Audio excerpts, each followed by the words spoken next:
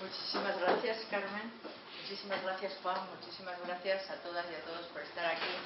Esta conferencia varía de la que ha sido la de Alberto y su colonialidad del territorio, pero me lo ha dejado en muy buen lugar, gracias Alberto, para comenzar ahora también a hablar un poco de lo que es precisamente de los 14 puntos que partía, que ha sido en la última instancia lo que nos ha nombrado Alberto, de la modernidad en cuanto a capital y trabajo de Quijano y la jerarquía etnorracial, de todas estas tecnologías del poder en la colonialidad que hemos visto, ¿verdad? A nivel racial, como ha dicho, a nivel social, a nivel espiritual, a nivel de género, y por supuesto una jerarquía epistémica sobre qué concepto de conocimiento y qué concepto de poder es el relevante y el cual es el desechable o el marginal o el invisible.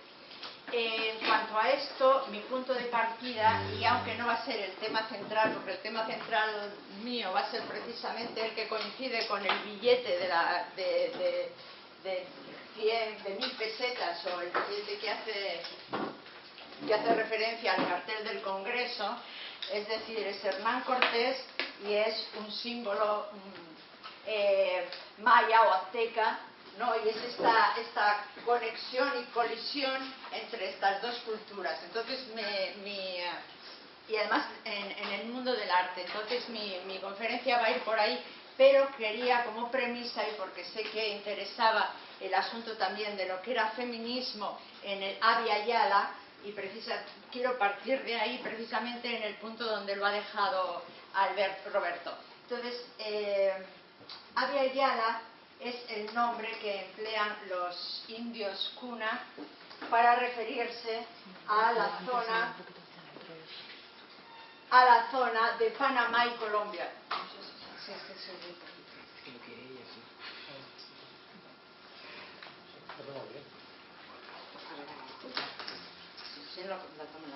O en el otro lado, hacia adentro. Bueno, en la zona de Panamá y Colombia, y que entonces actualmente es utilizado por organizaciones indígenas para referirse al continente en lugar de utilizar el nombre colonial de América o de Nuevo Mundo, ¿no? Y también, y por ello implica una posición ideológica descolonial, ¿no? Partiendo del propio nombre con el que se llaman. En este referente me quería referir sucintamente a el feminismo que se hace desde Abya Yala, que son unas posturas feministas también decoloniales. Alberto había nombrado a Chakraborty Spivak, había nombrado a Grossfogel, había nombrado a Miñolo, a teóricos que están en el trazo descolonial, y yo voy a nombrar a teóricas que están en el trazo descolonial desde el punto de vista de la Abya Yala y desde el punto de vista, pues, por supuesto, descolonial, ¿no? Está, por ejemplo, María Lugones, lo voy a decir sucintamente, que habla de la colonialidad del género, no solo de la colonialidad amplia del saber que habla Quijano, sino que ella atribuye un estudio profundo al nominar que el género junto a la raza son constructos coloniales para racializar y generalizar a las sociedades que sometían, ¿no? Y sobre todo en la imposición dentro de la colonización de América de la heterosexualidad como dispositivo obligatorio colonizador moderno, ¿no? Colonialismo español y modernidad son la misma cosa, porque la modernidad europea, esta modernidad tan higiénica, tan saludable, tan libre, tan de derechos humanos, no se pudo fundar sin tener un capital base que se generó precisamente en el lado oscuro, ¿no? en el otro mundo. Otra de las teóricas, Rita Laura Segato, que es de la Universidad de Brasilia, que habla de un patriarcado, o sea, por ejemplo, María Lugones desdeña toda idea de patriarcado previa a la colonización, cosa que es muy cuestionable, pero ella alude a ciertas tribus de Norteamérica y ciertas tribus indígenas americanas de Sudamérica, en las que la idea de patriarcado no existía tal y como se conoce hoy, ¿no? Ella impugna al colonialismo español precisamente por considerarlo también infusor y difusor de ese tipo de relación desnivelada entre hombre y mujer, ¿no? Laura Segato habla de un patriarcado de baja intensidad precolonial, es decir, en las diferentes sociedades, ella es argentina pero está en la Universidad de Brasilia, habla de cómo en diferentes comunidades sí que los hombres tenían sus asambleas y tal, pero esas asambleas no se resolvían sin consultarlo con las mujeres, porque las mujeres seguían estando en casa, por así decirlo, ¿no? No tenían un dominio de lo que era la esfera pública, que sería lo que verdaderamente pugnarían estas mujeres de la Viella, pero desde luego Segato lo que habla es de que ese patriarcado de baja intensidad sería reforzado hasta hacerlo un sujeto masculino obligado, con la colonización del poder y de la sexualidad y del saber que se hace a través de la modernidad, ¿no? Que además este sujeto masculino obligado se le otorga la capacidad de dominio, con lo que refuerza el lugar hegemónico dentro de la esfera pública. Otra sería Julieta Paredes, que es feminista comunitaria aymara, boliviana, que habla de que la penetración colonial supuso la imposición de la heterosexualidad obligatoria y monogámica. Pero también ella habla, no considera como Lugones o como Segato, que la visión casi idílica que tienen de lo precolonial o de lo preimperial. Ella habla del entronque patriarcal que había también en las propias sociedades prehispánicas, en las sociedades incaicas a las que ella se refiere, que precisamente esta disposición y esta homogeneidad de posición de dominio en cuanto a la figura masculina permitió que hubiese un intercambio de poderes entre blancos coloniales y colonializados en un entendimiento para formular el pacto social con los patriarcas occidentales. O sea, ella no excluye que hubiese, y además no excluye, sino que atestigua, ¿no? y enumera el elenco de situaciones patriarcales anteriores también a lo español. Bien, Francesca Gargallo, que está en la Universidad Autónoma de México, habla sobre todo de la colonialidad de la religión. La colonialidad de la religión es un aspecto en el que yo me he ocupado también particularmente, ¿no? La colonialidad del poder no se hace sino a través de la colonialidad de la religión. Y las órdenes religiosas tuvieron como misión la colonización del poder en todo aquel vasto imperio, ¿no? Y lo hicieron de forma meticulosa y de forma efectiva y de forma eterna, ¿no? Porque hasta hoy lo podemos percibir. Brenny Mendoza es otra hondureña que está en la California State University en Northridge y habla de la vinculación intrínseca entre conquista, racismo y sexualidad, y sobre todo habla de la nación, de la construcción de la nación como un significado profundamente heterosexual y racial. Lo que se refiere sobre todo Brenny Mendoza es cómo a la ruptura y a la violencia que supuso, y sobre todo a la obligatoriedad de la familia heterosexual y de la familia patriarcal, y también cómo en base a esa familia también se sirvió eso como modelo de nación. Todos sabemos, por ejemplo, bueno, no sé si sabéis, pero por ejemplo en literatura, en la literatura del 19, las novelas románticas de que un hombre se enamora de una mujer y tienen hijos, o un hombre se enamora de una mujer y el hombre se va con otra, o la mujer con otro, o hay matrimonios imposibles porque resulta que descubren que son ambos hijos del mismo padre, o cualquier sea. Todo eso tiene una relación estrecha con la propuesta nacional, es cómo se deben hacer las naciones. Por ejemplo, en Ave sin nido aparece el matrimonio criollo, que es el matrimonio fundacional, que funciona bien, que se preocupa por los indios, que los auspicia y tal, pero cuando un indio se quiere casar con un blanco no puede, porque resulta que el padre del blanco ha tenido un hijo bastardo con una indígena y entonces ha salido ese niño. Y entonces, o sea, siempre hay eso, quiero decir, la literatura, y eso lo ha marcado muy bien Edward Said, que es uno de los teóricos de los que ha hablado Alberto antes. La literatura sirvió para afianzar y modelar la nación. Siempre tuvo un papel político en América, y sobre todo era la creación de nación. Y como eso, incluso en los romances, en las novelas románticas, estaba esta proposición, esta propuesta nacional. No, la que debe liderar la familia, la que debe liderar América es el matrimonio criollo, que puede arropar y acoger a los indígenas, a los indios, pero estos solos no se pueden casar y tener hijos, porque mira por dónde una es hija del obispo y resulta que el obispo ha tenido otro hijo con otra y ahora se conocen. O sea, siempre hay asuntos metidos en la trama de forma, digamos, de forma dramática o de forma que parece más relacionada con el romanticismo del momento y que sin embargo tiene una lectura nacional muy clara. Entonces Bren y Mendoza precisamente se refiere a eso, a cómo la familia estaba bien trazada precisamente y la nación está en estrecha referencia con la familia, y todo basado en un orden totalmente heterosexual, ¿no? Ochi Curiel, de la Universidad Nacional de Colombia, incide en la construcción de la nación como un significado profundamente heterosexual y limitador.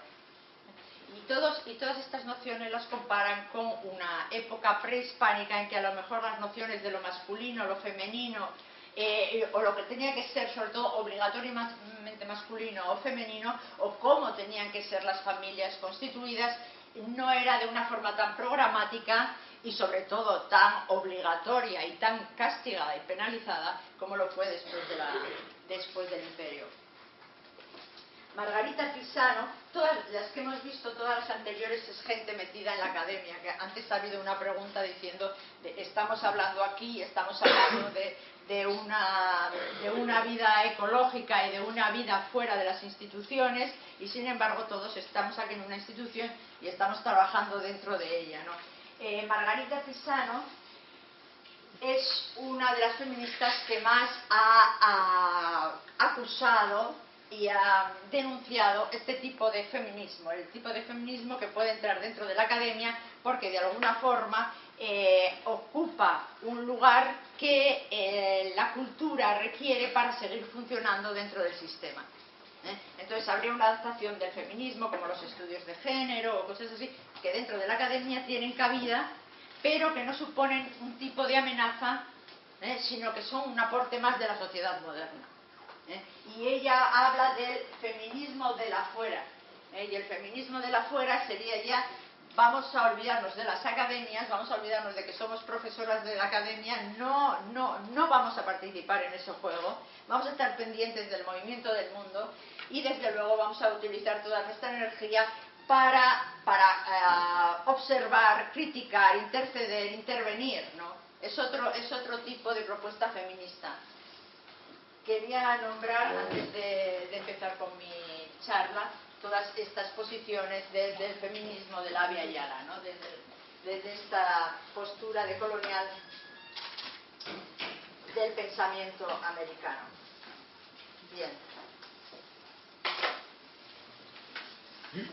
Bien.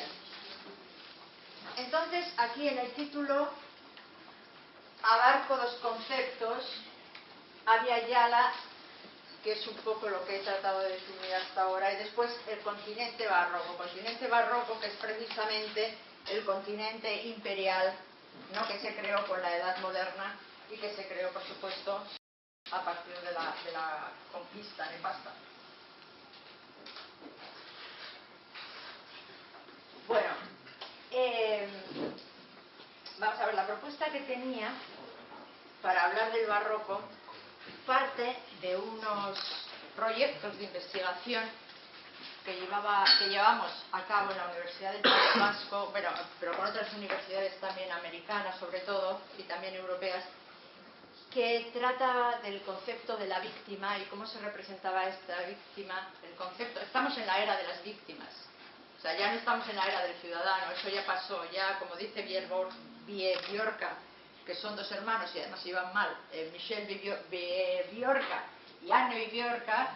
Anne habló de la época de la era del testigo, ¿no? A partir de Auschwitz estábamos en la era del testigo, a partir de Eichmann, de los juicios en 1961, con Hannah Arendt y todo esto en Israel, es cuando ya el valor de rigor de los discursos jurídicos ya pasa del dato, que era como se había hecho hasta entonces, a el testimonio del testigo.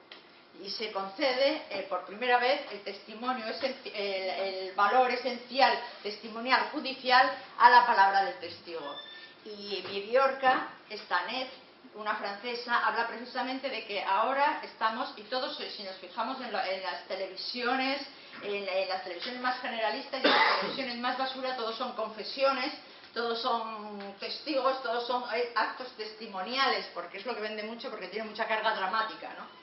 Y también su hermano habla de la época de la era de las víctimas, dice, también es francés, dice, en Francia ya no existe el ciudadano, claro, en Europa ya se nos está poniendo en jaque mate a la idea esta del ciudadano y todo el concepto de modernidad y de progreso, y lo que surgen por todas partes son víctimas, ¿no? Víctimas como sujetos carenciales con los que la sociedad tiene algún tipo de cuentas pendientes, ¿no? Y entonces dentro de estos proyectos veíamos que había una manera de enfocarla francesa, que era una manera de enfocarla pues precisamente en relación a la víctima, al desamparado, con el concepto de ciudadanía, que eso es preeminente en la modernidad francesa, ¿no?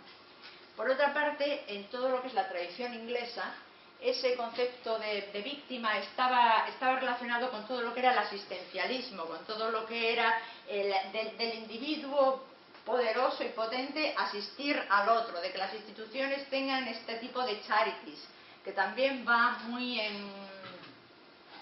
ligado, sobre todo a la forma de ser americana, norteamericana, también va muy ligado a la revolución industrial inglesa, o sea, que estas nociones de cómo se percibía en la actualidad al ciudadano y a la víctima estaba muy relacionada con las tradiciones de modernidad de esos países.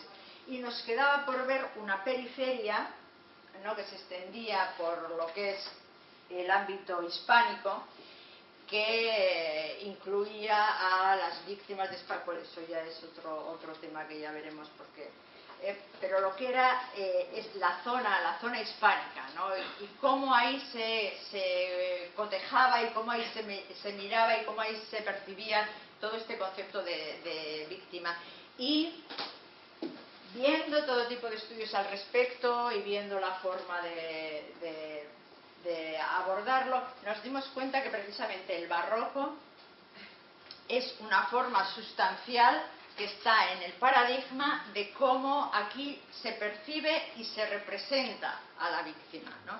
Entonces vamos a hablar de la representación del barroco. Bueno, todos sabemos que la época barroca fue la época fundacional, porque fue la época de reconquista y conquista, y además contrarreforma. Entonces fue una época imperial absoluta, ¿no? Y también cuando hablo, y aquí vamos a tocar aspectos de estética, era por una parte la contrarreforma, por otra la reconquista y por otra la conquista americana, ¿no? Y en ese momento el barroco es la mirada y es la técnica de expresión de darle cabida a esa cosmovisión, de explicar ese momento. Además, tenemos que tener en cuenta que en plena contrarreforma hay una idealización de la imagen y una profusión de la imagen frente a la reforma protestante, que es iconoclasta. O sea, la reforma protestante no admite imágenes. Sin embargo, la contrarreforma se basa en la imagen y en el culto en la imagen, tanto para la prédica y para la convicción y conversión de todo lo que es América, sino y también para como referente, como poder. Son pueblos, quiero decir, el Imperio Español hace del imperio un pueblo acostumbrado a tener en la imagen el poder. Tenemos que tener en cuenta también que en América hay ausencia de rey y hay ausencia de corte, porque el rey estaba en España y nunca iba a América. Entonces esta ausencia se hace más visible por la redundancia de la presencia y por la redundancia de las imágenes. Entonces la imagen llega a ser algo consustancial y algo verdaderamente mitocondrial a la cultura y a la estética y a la plástica americana, precisamente como síntoma y efecto de este barroco colonial. Bien, esto era para decir de dónde viene la idea del barroco que vamos a tratar. Bien, si hubo sacrificios aztecas o no, ¿verdad?, que tanto hemos escuchado hablar de ellos, es una cuestión sujeta a debate, porque ahora en la escuela de Constanza, por ejemplo, Christine Macker habla de cómo, basándose en otros antropólogos, que son antropólogos que han ido a los sitios después de leer a Sahagún o después de leer a Motolinia o después de leer a Cortés o a otros cronistas, han ido a los sitios donde se supone que se realizaban los sacrificios aztecas y han comprobado que desde donde los cronistas dicen que se instalaban para verlos, no podían verlos. O que cuando los cronistas llegaron a describir esos, Sahagún, por ejemplo, llegó 60 años después del descubrimiento de Cortés. Cortés llegó en el 19 y él llegó como 60 años más tarde. No le dio tiempo a ver lo que había. También la idea de este fetichismo por la imagen que hemos visto le condujo a los españoles a la lectura literal de los códices, ¿no? Y la literatura literal, cuando veían este códice, era, pues, los abrían, como decía Sahagún, los abrían vivos por los pechos, ¿no? Claro, el códice no estaba hecho para ser leído por Sahagún, el códice estaba hecho para ser leído por otra sociedad. Y en esta sociedad, el Yoloti Exli, que es literalmente corazón y sangre, equivale al cacao y no indica el sacrificio humano. O sea, esto no indicaría el sacrificio humano, sino sería la época de recogida del cacao. Con lo cual hubo una mala interpretación, se partió para empezar con una malísima interpretación de los códices, para empezar a ver pero la fascinación barroca, primero por la imagen y segundo por la sangre. En el barroco español la sangre es epítome. O sea, el barroco español no puedes tener la sangre manchada porque te juegas la vida o te expulsan. No puedes ser judío, ni árabe, ni marrano, la pureza de sangre es algo, es exigido para ser, ¿no? Y entonces tenemos que tener en cuenta que la época fundacional del Imperio Americano parte precisamente en esta época barroca de estos dos preceptos, uno el culto a la imagen y otro el culto a la sangre. Y este culto a la sangre se da en dos términos. Primero, en la plasticidad de la sangre, ¿no?, de la pintura barroca, y también se da en la sangre filial, en la ascendencia, en el linaje. Conoceréis, imagino, los cuadros de castas. ¿Conocéis los cuadros de castas? Los cuadros de castas o las pinturas de castas.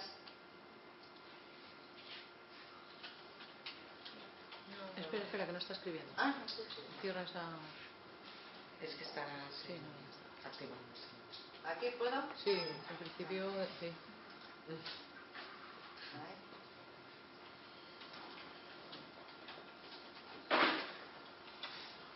Las pinturas de castas.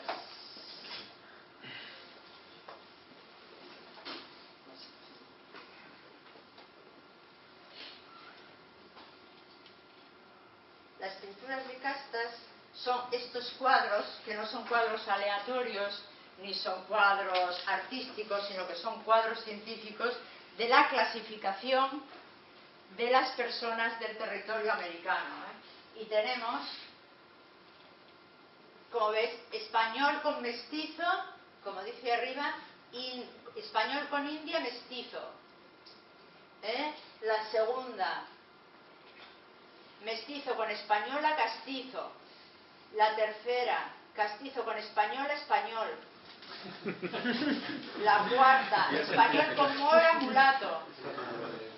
La quinta, mulato con española, morisca. La sexta, morisco con española, chino. Chino con india, salta atrás con mulata, lobo. Lobo con china, jíbaro. Jíbaro con mulata, albarazado. Albarazado con negra, cambujo. Cambujo con india, sambiaga. Sambiago con loba, torna atrás. O sea, este era científicamente la clasificación. O sea, la sangre era importantísima en la estructura americana. Entonces tenemos estos dos, el fetichismo por la imagen de los españoles y el fetichismo por la sangre. Y esta idea, tanto la idea de la pureza de sangre como de la idea de la pureza de sangre por una parte y el fetichismo por todo lo que era el sacrificio, ha sido, yo estoy hablando de México en concreto, ha sido y ha trascendido a través de los siglos hasta el presente, ¿no? Tenemos la colonia derramó sangre a mansalva, la independencia derramó sangre y tuvo en la picota, en la cabeza del padre Hidalgo, y la historia del país ha sido también una historia cuyos hitos han sido marcados precisamente por las cabezas, como en la Revolución Mexicana, ¿no? Donde exactamente, en los postes colgaban precisamente las cabezas de los de uno u otro bando. Bien, entonces, donde quería yo llegar ahora, y esto ya va con el narco, es que llega un momento en que se percibe el crimen como espectáculo. Y esto es lo que esto es lo que hace la cultura del narco. O sea, de todos estos crímenes que han sembrado también como jalones la historia, el narco hace uso, ¿verdad?, en su motivo espectacular. Es decir, yo por ejemplo estaba en Juárez en 2001 cuando aparecieron 8 cadáveres de mujeres en mitad de la ciudad, además que ha sido el primer crimen conocido como feminicidio que ha sido encausado por un tribunal internacional. Pero ese catafalco era un perfecto efímero catafalco barroco, ¿no? Con sus gentes desmembradas y su altar explícito que iba a recibir al presidente Vicente Fox, que venía a visitar la ciudad, ¿no? Era una forma de mensaje que no admite interpretación, ¿no? El medio es el mensaje, ahí es el mensaje y la señal, la amenaza y la prueba de ostentación de poder al recibir al presidente de la nación con ese presente, ¿no? Entonces tenemos, y ahora vuelvo a lo que quería decir, tenemos por ejemplo a Teresa Margolles, artista mexicana, que emplea por ejemplo en la Bienal de Venecia las sábanas de crímenes narcos. Es que fue una obra que tuvo bastante impacto, ¿no?, por la crudeza o primero singular y lo segundo macabro de su puesta en escena, ¿no? O tenemos, pero no se puede comparar, no sé si se ve bien. ¿Quieres que apagamos la luz? Sí, apágala porque no se va a ver bien. Pero las sábanas de Teresa Margolles, que parece que fueron sábanas del narco, sábanas que pretenden simular este narcoarte, ¿no? O esta tendencia de ciertos artistas mexicanos a crear arte basado precisamente en los crímenes del narco, como son Teresa Margolles y una de las famosas. Pero estas sábanas no se pueden comparar en impresión y en espectacularidad con, por ejemplo, las cabezas que los narcotraficantes dejan al lado de algún reclusorio como muestra de su justicia, y además esta justicia espectacular y esta provocación y este espectáculo barroco y efímero que ellos mismos llevan a cabo, ¿eh? Bueno, las imágenes que voy a poner no son muy bonitas, ¿eh? O sea, se puede... Por ejemplo, Gustavo Monroy, otro artista mexicano, que pinta cabezas. Y pinta cabezas, como vemos, también denunciando este tipo de violencia, y a veces pinta su cabeza así con revólver. O, por ejemplo, Gustavo Monroy, este es otro de sus cuadros clásicos, es La Cena, de cabezas, ¿eh?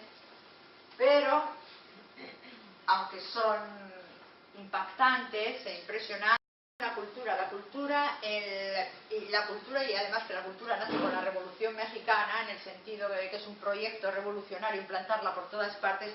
Sin embargo, la Conaculta, que era el órgano que la dirigía, se centraba de nuevo en la Ciudad de México. Y sin embargo, es a partir de estas fechas, las últimas décadas del 20, cuando esta cultura, ya la Conaculta, por ejemplo, significativamente saca la revista que se va a llamar Fronteras. O sea, eso ya nos da una pista de cómo hay una descentralización por el apogeo en el que se encuentra la economía del norte, que se encuentra en pleno apogeo precisamente por el asentamiento de estas multinacionales, pero que también tiene el lado perverso de todas estas muchachas desaparecidas, muertas, desaparecidas o aparecidas muertas, de las que nadie sabe nada, porque primero no tienen no tienen un auspicio social de ninguna parte. Primero porque van sin familias, y segundo porque no son nadie, son población invisible y desechable. Y tercero, porque no quieren que estén siempre en la misma maquiladora, sino que las llevan de maquiladora en maquiladora para que todavía su rastro se pierda más. Me extrañó ver algunas fotografías que les hacían en las maquiladoras para contrato, y eran fotografías en las que posaban como modelo. Cuando vas a una fábrica a trabajar, normalmente no tienes que posar como modelo, ¿no? O ser elegida Miss Maquila del mes, ¿eh? O sea, estaban componiendo también con sus cuerpos unos books que ciertos señores elegían para ciertas cosas. Entonces ahí tenemos los múltiples usos que del cuerpo femenino puede hacer precisamente el colonialismo, ¿no? Bien, no quisiera extenderme mucho porque ya hemos pasado bastantes. Bueno, de Juárez puedo seguir hablando infinidad. Eso, bueno, y aquí en Juárez quería tocar el otro aspecto del barroco en cuanto a la sangre, y es la sangre filial. En Juárez, el único sector que hizo algo precisamente para la defensa y para poner término a esta situación de impunidad fue la sangre. O sea, fueron las madres, la sangre simbolizada, ¿no?, en las madres de las víctimas, hermanas, familiares. Nadie quería verse en ese lugar de víctima, que estaba estigmatizado desde el poder, que estaba desoído, que estaba perseguido, porque cuando hablaba con ellas, algunas habían tenido que salir a vivir al Paso, otras habían sufrido atentados directamente, y otras se les había disuadido, se les había boicoteado todo tipo de pesquisas que querían hacer para encontrar a sus hijas. Entonces era un lugar estigmatizado y detestado, un lugar totalmente desempoderado. Y ahí fueron las familias las únicas que iniciaron el movimiento, ¿no? El movimiento de madres, como lo fue en Argentina el movimiento de la plaza, de las madres de la Plaza de Mayo, ¿no? Entonces ahí también está esta figura filial, que es precisamente la que detona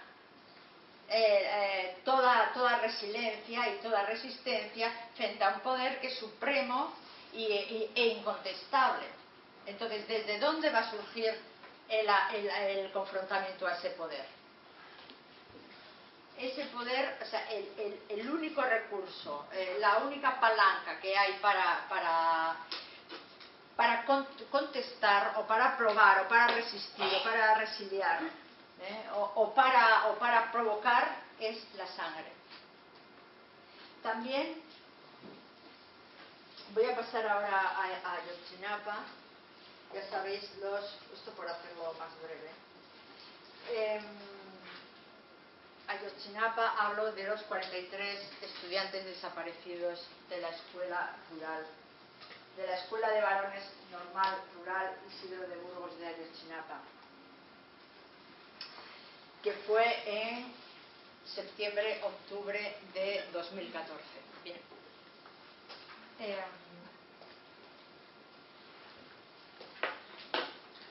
Cuando hablábamos de cómo la cultura había sido algo sustancial a la Revolución Mexicana, ¿no? Que abrió escuelas en todos los puntos del territorio mexicano y con Vasconcelos a la cabeza adquirió la cultura un elemento de primera necesidad en México, y es una maravilla, porque o sea, en ese país, o sea, la cultura realmente se ha tratado de expandir, se ha tratado de educar y se ha tratado de desclasar, en el sentido de que había también una forma de crear una unión nacional a pesar de las razas, a pesar de las distinciones de género, y era a través de la educación.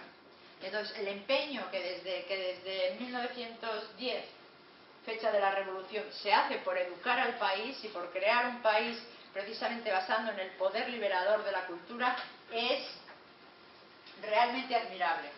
Bien, una de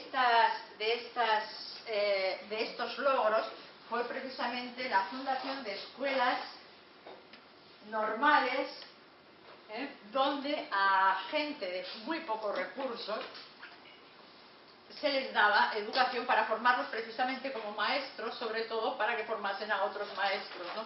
Y los 43 desaparecidos pertenecían a la Escuela de Varones Normal Rural San Isidro de Burgos de Ayotzinapa. Ayotzinapa, que está en Guerrero, en el estado de Guerrero, en el Pacífico. O sea, hemos bajado de la frontera norte y hemos bajado al Pacífico. A ver, una alianza, una unión entre el norte y una unión temporal e imperial también, ¿no? Estábamos hablando del Imperio Español y ahora vamos a hablar del Imperio actual.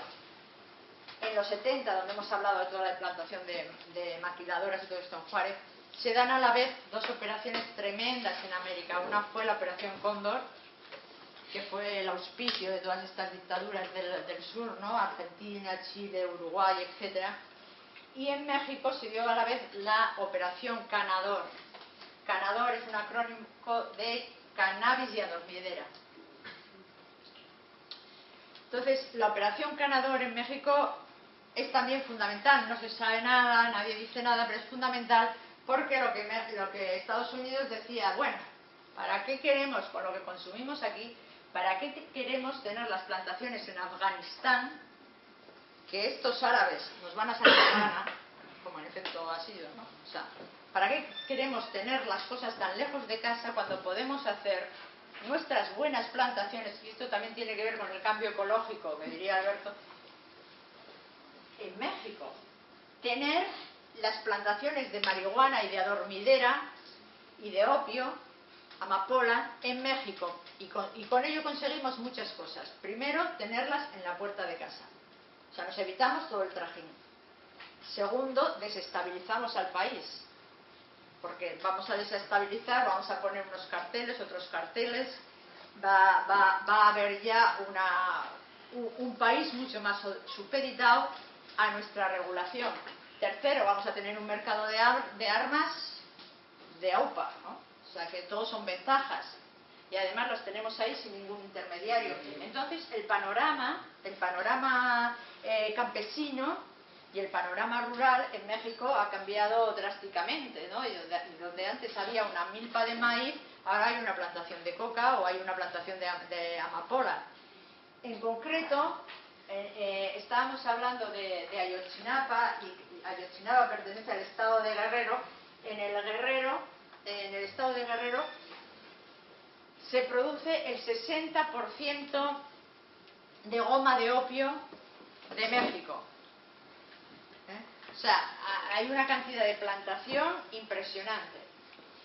Y por tanto, esto repercute a todos los niveles. O sea, no es casual ni es inocuo, ¿no? O sea, esto conforma una forma de administración, una forma de política, una forma de gobierno. Y por eso,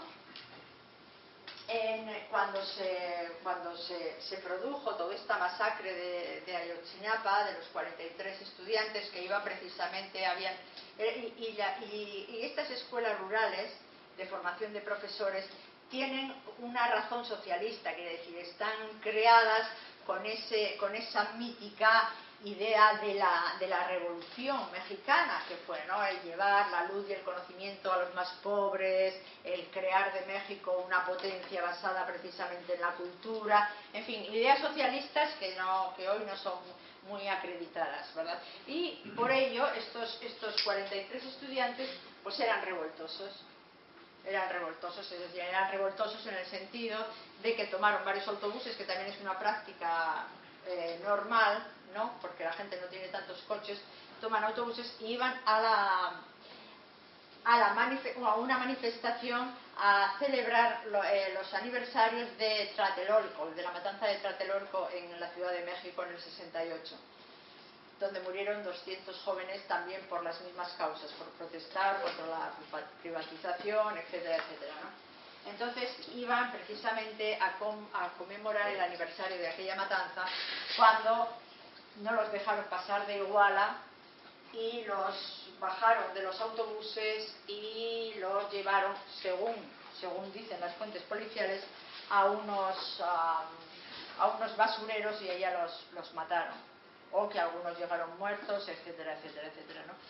Pero lo que quería resaltar aquí es precisamente esta dinámica de estas escuelas, ¿no?, unas escuelas fundadas con la labor filantrópica y con la labor cultural del progreso nacional, que sin embargo no pueden hacer frente a un Estado global y a un Estado internacional, donde el concepto de Estado-nación como fuente que pretendía la Revolución Mexicana, ¿no?, como fuente de conocimiento, como fuente de derechos, etcétera, etcétera, queda totalmente barrido por los intereses internacionales de otro tipo de poderes que hoy lideran también el imperialismo global.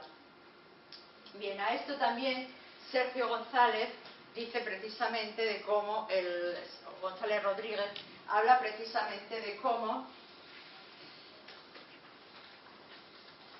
en el transpatio estadounidense, que para Estados Unidos es México y Centroamérica, se juega a su vez un proceso estratégico para los intereses de Estados Unidos y de Canadá, socios del Tratado de Libre Comercio, desde 1994, que participan en el replanteamiento del territorio mexicano como fuente de recursos humanos, mano de obra más barata y especializada para satisfacer sus necesidades mercantiles o productivas, y de recursos naturales, extracción minera, petróleo, gas, plantíos a gran escala de amapola, adormidera o planta de opio, o tráfico de otras sustancias prohibidas. y la siembra de marihuana y amapola a gran escala fue introducida en el estado de Guerrero por la CIA. En la época y en la famosa Operación Canador, que decimos, ¿no? Entonces, quería expresar aquí que mientras las noticias se han quedado en que si Guerrero es un estado corrupto, porque en Latinoamérica todo es corrupto, porque son gobiernos de la violencia, etcétera, y entonces que si el alcalde tenía rollos con los Guerreros Unidos o con los Rojos o con las diferentes fracciones de los diferentes cárteles, etcétera, etcétera, que lo que hay detrás de todo esto, ¿no?, es una intervención constante y una intervención medida y buscada por parte de el imperio multinacional, ¿no?, que es Estados Unidos. Y en cuanto a los crímenes de Iguala, dice: en este contexto histórico resulta imperativo subrayar una hipótesis. La masacre de Iguala guarda semejanza con operaciones de limpieza social consumadas por militares o paramilitares formados o apoyados por Estados Unidos en el Mozote, Salvador 1981, en Colombia 1988 o Colombia en 2000. Entonces pertenece a la misma lógica capitalista. Por otra parte, resulta curioso que 3 días antes de la desaparición de los estudiantes, Peña Nieto, Peña Nieto, presidente de México, recibió en Nueva York el premio al líder democrático de manos de Henry Kissinger. Henry Kissinger, que fue el secretario de Estado con Nixon, etc. Y en la entrega del premio, Kissinger dio el discurso basado en el libro que acaba de publicar, que es El Nuevo Orden Mundial. Y en este discurso lo que apuesta, lo mismo que en su libro, es porque la muerte del Estado-Nación. El Estado-Nación ya no sirve, ese se quedó en Westfalia. El Estado-Nación ya no sirve como elemento de modernidad. Eso pertenece a la Europa del 16 y del 17. Que ahora los paquetes internacionales son globales, ¿verdad? Y que entonces lo que hay que buscar es tener una economía liberal, democrática, dice él, claro, por supuesto, una economía global democrática auspiciada y liderada por Estados Unidos. Ese fue su discurso, y en cuanto a la globalización no estaba tan despistado, puesto que, como se ve, toda la dinámica social que estamos viendo en México viene precisamente de una intervención directa de los Estados Unidos. Bien, y por otra parte, también en cuanto a esto, a los límites del Estado-Nación y de cómo ahora también, Kissinger tenía razón en una cosa, ¿no? Los Estados-Nación ya no son capaces de contener porque todo circula a nivel global. Y entonces también tenemos en el hecho de Ayotzinapa que precisamente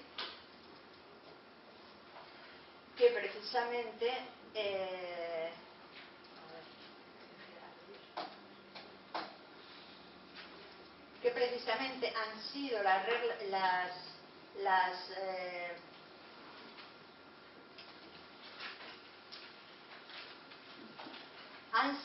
redes sociales las que han abierto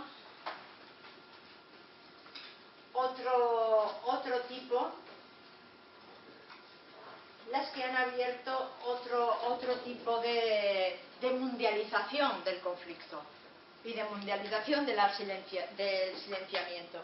O sea, el Estado-Nación mexicano, que quería contener y que la cosa se quedase entre estas pugnas de cárteles dentro del Estado de Guerrero, ha sido incontenible precisamente por la simultaneidad y globalización de las redes sociales, ¿no?, donde ha aparecido Ayotzinapa por todos los sitios.